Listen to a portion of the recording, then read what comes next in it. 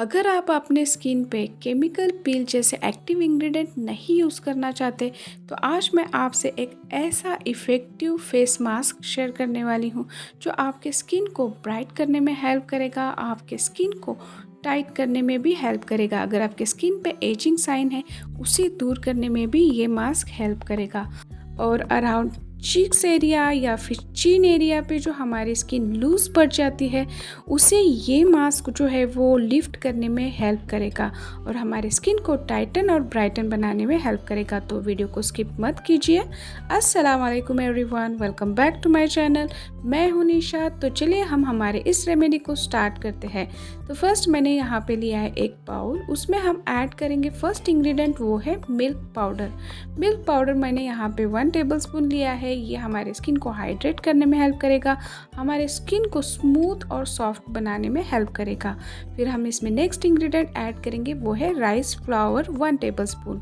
ये हमारे स्किन को भी टाइट करने में हेल्प करेगा, ब्राइटन करने में हेल्प करेगा। फिर इसमें ऐड किया है कॉफ़ी 1 टीस्पून। इसमें जो एंटीऑक्सीडेंट प्रॉपर्टीज़ रहती है ये हमारे स्किन को एजिंग साइन से दूर रखता है, हमारे स्किन को जो भी लाइंस व्रिंकल्स है उसे रिड्यूस करने में हेल्प करेगा। और फिर मैंने ऐड किया है 1 एग वाइट।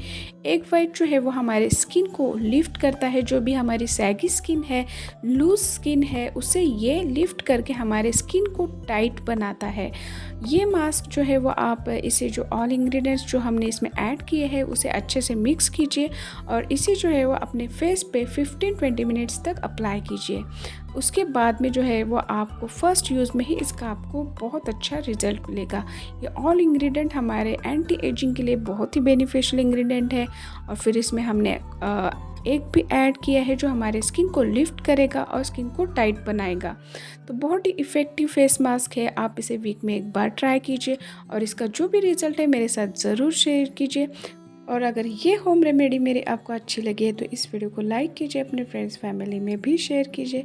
मेरे चैनल पे अगर आप न्यू हो तो इस चैनल को सब्सक्राइब कीजिए। तो मिलते हैं हम हमारे नए वीडियो में। टिल देन बाय, अल्लाह हाफिज़।